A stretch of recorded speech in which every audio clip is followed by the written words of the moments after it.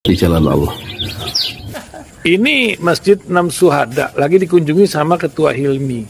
Modal awalnya berapa Pak Yudi Pramuko? 750.000 rupiah aja. Jadi ini 500 jutaan nih barang. Sekarang udah habis 310. Masya Allah, tuh udah pakai keramik, plafonnya tinggal. Granit tuh kayak marmer. Tuh, Masya Allah nih, sampai juga kita ke sini. Masjid Enam Syuhada, ngapa namanya Masjid Enam Syuhada, Ya, Pak Yudi? kita mau mendokumentasikan perjuangan dakwah nama anak muda pengawal Habib Rizik Syihab itu. Masya Allah. Yang dibunuh sama orang jahat di kilometer 50. Kilometer 50 ya. Itu kan simbol memperjuangkan dakwah itu kita harus memberikan segalanya untuk Islam kan ya. Untuk Masya dakwah Islam. Allah. Dan nama anak muda itulah yang sudah memberikan segalanya untuk Islam. Masya Allah. Apa nanti nama pemuda itu ada juga di sini mungkin diterapkan? Mungkin namanya Enam Syuhada. Enam Syuhada itu, Iya. Enam Syuhada dipasang di sini, Enam Syuhada. Beb Ali, apa yang dikomentarin dari ini semua, Beb Ali? Masya Allah, luar biasa. Dari uang 700.000, kalau pengen ternyata bisa. Bisa. Allah kirim. Tuh, bisa. Ya, dengan Masya. dengan masuk satu gang kecil, tapi Bapak ini luar biasa. Kecil tuh. Oh, Masya Allah ya. Satu call aja. Masya Allah. Perjuangan Pak Yudi Pramuko, YouTuber sejagat paling tua. Tertua di semesta. Tertua di semesta. Masya Allah. Tukang donat. Tukang donat. Tukang donat dari Paru. Ini saya laporkan dari lapangan ini, langsung dari Masjid Enam Syuhada. Masya Allah. Dan ini dia. Dalam lihat ah. Tuh lihat tuh masjidnya, tuh imamnya di situ tuh. Malam-malam lagi kita. Masya Allah, masih kurang nih. Atapnya katanya transfer aja. Assalamualaikum warahmatullahi wabarakatuh. Saya Yudi Pramuko, tukang donat dari Parung, YouTuber tertua di semesta. Alhamdulillah. Wassalatu wassalamu ala rasulillah. Ya, semoga kita bisa menggunakan kesehatan kita ya untuk melakukan pekerjaan-pekerjaan besar dalam kehidupan dunia yang sementara ini, yang penuh dengan fitnah, penuh dengan cobaan, penuh dengan tragedi, yaitu dalam kehidupan al-hayatul faniyah. Dan moga-moga ya Allah berhasil atau kita berhasil diseberangkan Allah menuju alam al-hayatul baqiyah, kehidupan yang kekal abadi yang kita tidak mati-mati lagi, yang di sana seluruh ucapan dan juga perbuatan dipertanggungjawabkan ya di hadapan Allah. Dan moga-moga kita selalu dilindungi oleh Allah dalam kehidupan dunia dan kehidupan akhirat, sebagaimana Allah jelaskan di dalam Al-Quran, Allahu waliyuna fid dunya wal akhirah. Allah pelindung kita di dunia dan di akhirat. Kita sekarang membahas tentang Ganjar Pranowo yang menurut jadwal jam 11 ada di 5 menit dari jalan kaki dari rumah ini, dari kebun ini, yaitu di desa wisata di Lebak Wangi, bersama artis Torik, konten kreator Torik Halilintar, adiknya Hatta Halilintar, atau bersama itu siapa itu yang Alex ya, artis, dan juga Once Michael ya, di samping yang lain. Dan tampaknya Ganjar itu betul-betul ingin ya menjadi presiden, sebagaimana Anies Baswedan juga tak terbendung keinginannya untuk menggunakan otoritasnya untuk memperbaiki bangsa dan negara kita yang sekarang sedang porak-poranda ya.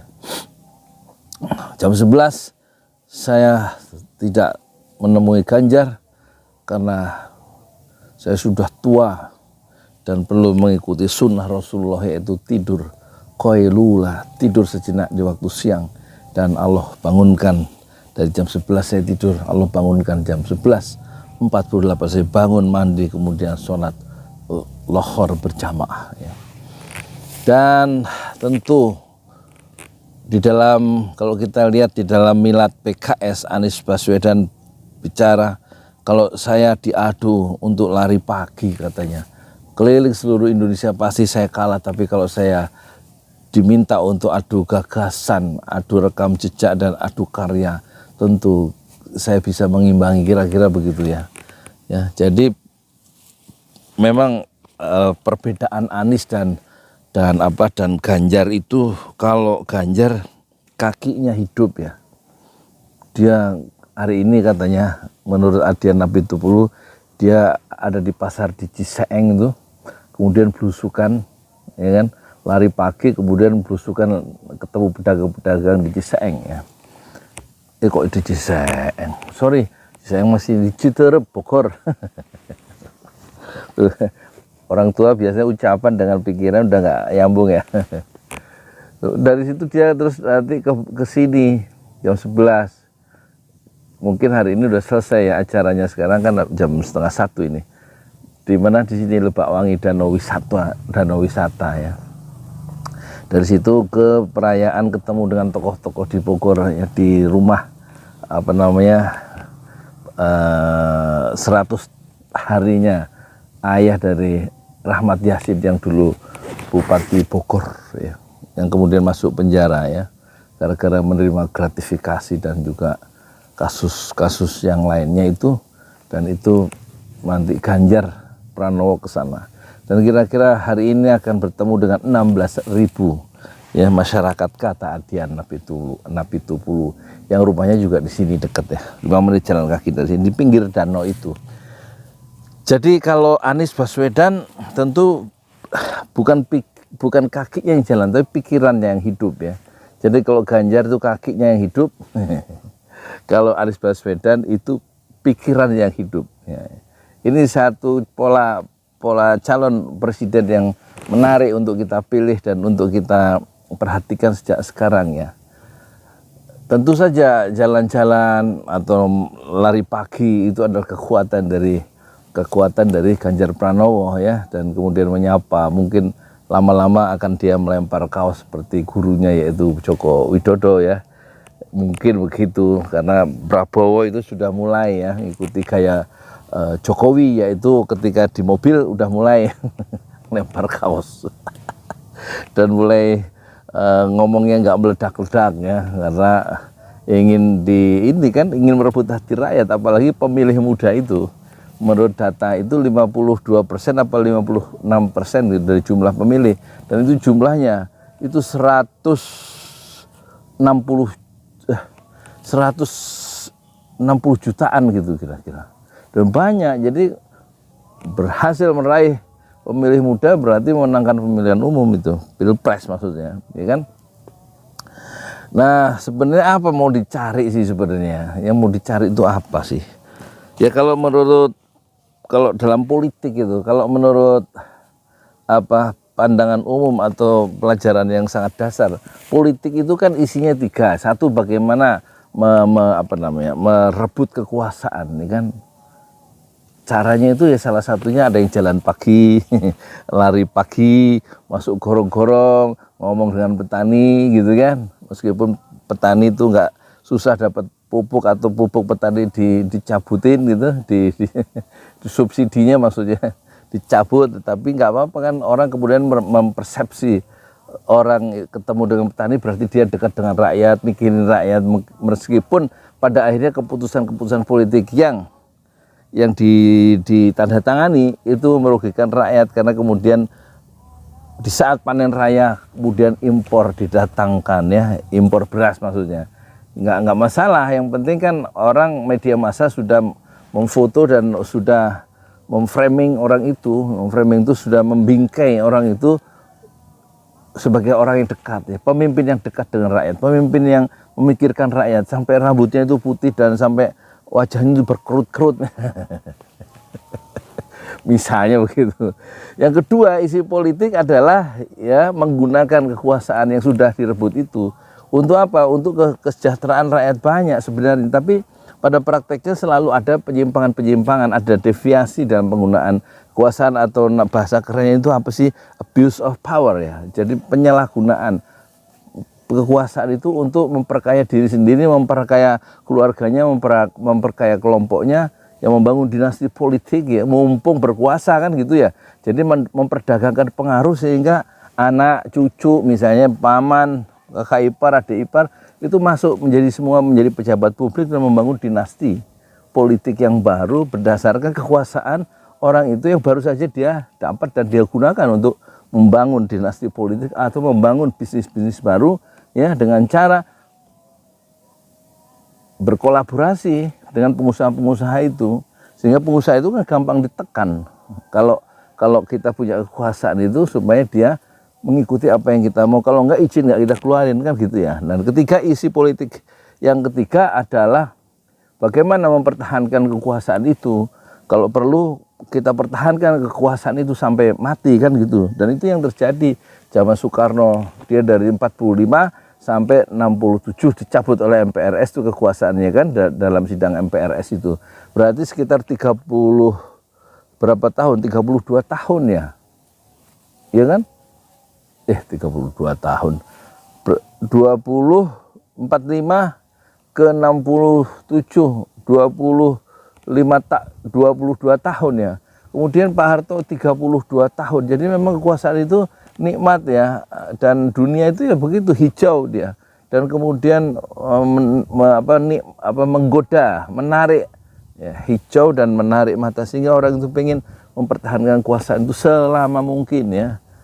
Pak Harto 32 tahun ya. Kemudian belum nanti siapa itu Marcos juga begitu 30 tahun. Saddam Hussein juga begitu. Jadi, orang pengen. Nah, muncullah sistem demokrasi membatasi ya sampai 5 periode, 5 tahun, dan dipilih lagi bisa 2 periode. Dan ada juga karena nikmat kekuasaan itu sehingga pengen juga 3 periode. Padahal udah ada undang-undangnya yang sudah diamandemen hanya 2 kali 5 tahun, tapi pengen aja pikiran-pikiran sebagai seorang hubud dunia, pencinta dunia itu pengen menggunakan kekuasaan itu selama mungkin. Nanti kalau udah 3 periode dia pengen cari akal untuk 4 periode. Nah itu ya. Tapi kalau perspektif menurut sosiolog dari Amerika namanya Talcott Parsons, dia waktu ditanya apa itu politik itu kehendak ya untuk mencapai kehidupan yang lebih baik ya. Bukan politik itu bukan yang diekspresikan dengan demonstrasi di jalan-jalan, tapi satu keinginan mulia dari manusia, dari masyarakat untuk mencapai taraf kehidupan yang lebih baik. Itulah politik ya, itulah politik. Jadi sebenarnya secara dasariah politik itu kan bagus ya untuk mencapai kesejahteraan bersama, tapi persoalannya ada sifat serakah, ada sifat tamak dalam diri penguasa, termasuk kita semua. Ada sifat greedy, rakus ya dalam relung-relung hati para pejabat yang punya kekuasaan. Itu yang menyebabkan ya penguasa, presiden, bupati, dan pemilik penguasaan RT, RW, kepala desa itu harus dikontrol, diingatkan, maksudnya amar ma'ruf nahi mungkar. Sebenarnya kan itu inti dasarnya, itu saling mengingatkan untuk supaya kekuasaan itu betul-betul dipakai untuk kesejahteraan umum, untuk mencapai kehidupan yang lebih baik untuk semua, bukan untuk penguasa dan keluarganya saja. Dinasti politik seperti di Banten atau dinasti politik di Solo misalnya, dinasti politik di Makassar atau di Medan ya sama aja itu kan ya. Akhirnya kemudian di Indonesia muncul ya dinasti politik yang lebih bercorak negatif ya. Nah kalau kita lihat Ganjar itu mungkin tidak mencapai dinasti politik, tapi kan dia sangat rekat ya, didukung oleh oligarki kalau kita lihat foto-fotonya. Dan itu berbahaya karena dinasti atau oligarki itu memiliki sejumlah kepentingan yang harus dikendalikan karena mereka terbukti greedy ya, terbukti rakus, dan kemudian menyengsarakan atau membuat Indonesia itu gapnya itu makin lebar. Yang kaya semakin kaya kan gitu ya, yang miskin semakin banyak. Jadi yang kaya semakin kaya, yang kaya bertambah kaya kan gitu, yang miskin bertambah anak. Nah ini yang harus diawasi oleh kita semua ya, bahwa penguasa siapapun boleh jadi presiden, termasuk Ganjar kayak, termasuk Anies kayak, termasuk Prabowo kayak, tapi sifat greedy manusia itu yang sudah didesain oleh Allah, orang itu punya potensi untuk berbuat baik, untuk menjadi takwa, tapi juga dikasih potensi yang sama untuk berbuat fujur, berbuat jahat, berbuat zalim ya. Nah itu tinggal kita mengarahkan penguasa itu, mengingatkan supaya dia membersihkan dirinya, tidak zalim, tidak menekan rakyat, menindas rakyat dengan aturan-aturan yang dia buat, tapi bagaimana dia itu menjadi orang yang mulia karena memuliakan banyak orang dan menggunakan tanah dan air itu untuk kepentingan ya, dikuasai oleh negara yang dipimpin oleh penguasa itu untuk sebesar-besar kemakmuran rakyat. Kalau sekarang kan tidak ya, ini kan tanah dan air dan segala isinya itu dikuasai oleh oligarki dan digunakan untuk sebesar-besar kemakmuran oligarki kan gitu. Nah, kembali ke Anies Baswedan. Kalau Anies itu kan kita lihat, kenapa saya nggak datang itu karena saya tidak melihat ada pikiran-pikiran yang jelas dari format pikiran konstruk berpikir dari Ganjar ya. Tapi kalau Anies kan kita bisa ikuti waktu dia sejak misalnya dideklarasikan sebagai calon presiden di Nasdem Tower tanggal berapa itu 3 Oktober 2022 kan dia mengeluncurkan istilah isu change and continuity ya. Continuity itu artinya ada perubahan dan ada yang diteruskan. Jadi kira-kira format pikiran Anies adalah program-program yang baik di penguasa sebelumnya, maksudnya Pak Jokowi itu kan, itu haruslah diteruskan, yang bisa diteruskan yang baik. Terus ada yang bagian-bagian program-program yang harus bisa dikoreksi, yang kedua. Jadi ada yang bisa diteruskan, continuity, dan yang dikoreksi. Terus ada program yang harus dihentikan, mana yang harus dihentikan ya. Nggak diteruskan, nggak dikoreksi, dihentikan. Dan keempat, elemen dari change and continuity itu adalah menurut Anies Baswedan ada program-program yang baru yang harus dikerjakan yang tidak dikerjakan oleh penguasa sebelumnya. Jadi ini agak make sense, agak bisa diterima dengan akal sehat ya. Terus kemudian pikiran Anies ketika yang bisa kita ikuti ketika dia pidato di milad PKS yang ke-21, dia dikasih ruang-ruang untuk pidato yaitu tanggal 20 Mei 2023 ya kan? 2023. Di situ Anies memperlihatkan mengangkat satu isu tentang jalan tol dan jalan berbayar yang dikerjakan oleh Pak Jokowi dan jalan yang tidak berbayar yang dikerjakan oleh Presiden SBY. Dia membandingkan head to head antara dua presiden yang sama-sama lahir karena era reformasi dan dipilih langsung oleh rakyat. Jadi di situ kesimpulannya yang kemudian menjadi heboh, jalan tol yang dibikin Pak Jokowi adalah lebih panjang, sementara jalan yang tidak berbayar, kalau jalan tol kan berbayar, itu yang dibuat oleh SBY itu lebih panjang. Itu kesimpulannya berarti SBY sebagai presiden itu lebih memihak rakyat kecil, memihak rakyatnya sendiri yang membangun jalan yang beribu-ribu kilometer tanpa harus membayar, sementara jalan-jalan tol yang dibangunkan oleh Pak Jokowi itu lebih memihak kepada pengusaha, kepada kelompok elit tertentu.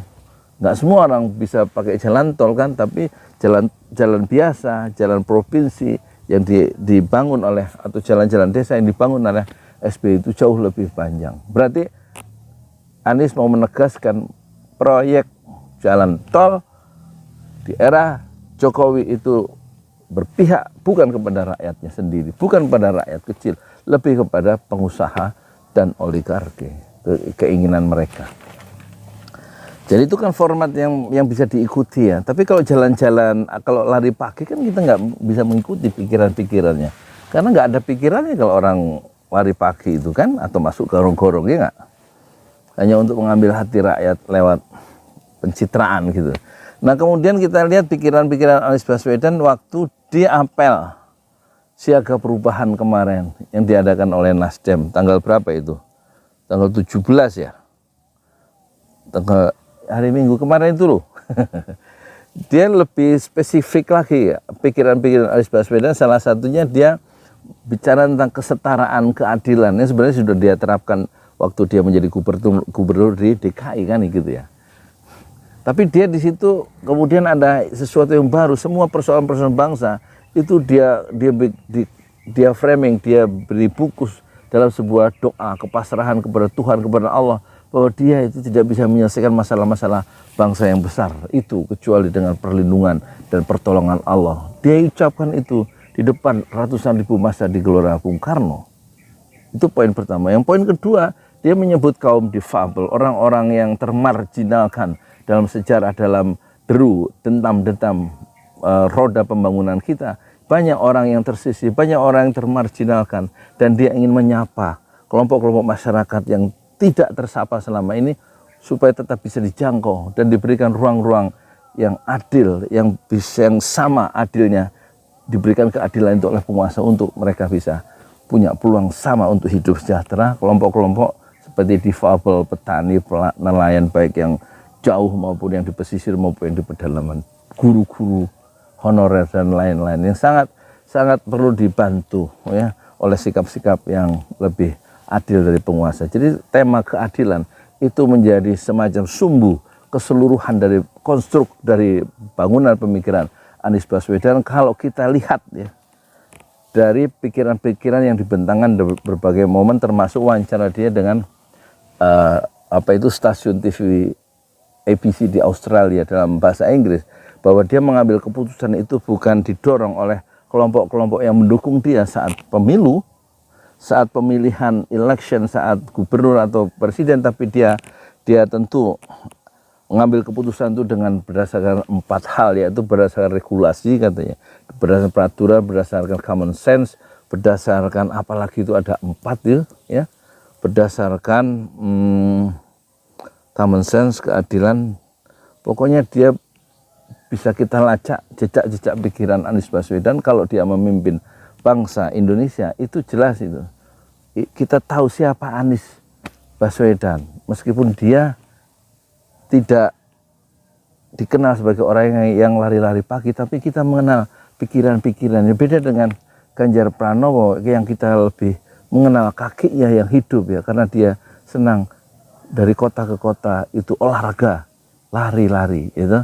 Ya nggak apa-apa juga, menunjukkan bahwa pesannya adalah, sinyal yang dikirim adalah bahwa orang Indonesia itu harus sehat, gitu, sehat badannya, olahraga. Tapi kalau nggak kerja gimana? Kalau ditindas karena nggak diperlukan nggak adil oleh penguasa gimana? Itu. Dan kalau penguasa akhirnya nggak berpihak kepada orang-orang yang nganggur, yang nggak bekerja, kaum milenial yang susah sekolah, susah kuliah, susah pekerjaan, gitu gimana? Itu nggak terjawab oleh siapa? Oleh konstruk, oleh pikiran, oleh narasi dari siapa? Ganjar Pranowo. Jadi kira-kira kesimpulannya, kaki Ganjar itu hidup, sementara pikiran atau otak Anies Baswedan itu lebih hidup dibanding Ganjar Pranowo. Nggak usah marah ya. Udah capek, saya mau makan siang dulu ya. Ngaji dulu ya. A'udzubillahi minasyaitonirrajim. Bismillahirrahmanirrahim. Al-qari'ah mal-qari'ah wa ma adraka mal-qari'ah. Yawma yakunun nasu kalfarashil mabthuth wa takunul jibalu kal'ihnil manfush. فأما من ثقلت موازينه فهو في عيشة راضية وأما من خفت موازينه فأمه هاوية وما أدراك ما هي نار حامية. Assalamualaikum warahmatullahi wabarakatuh.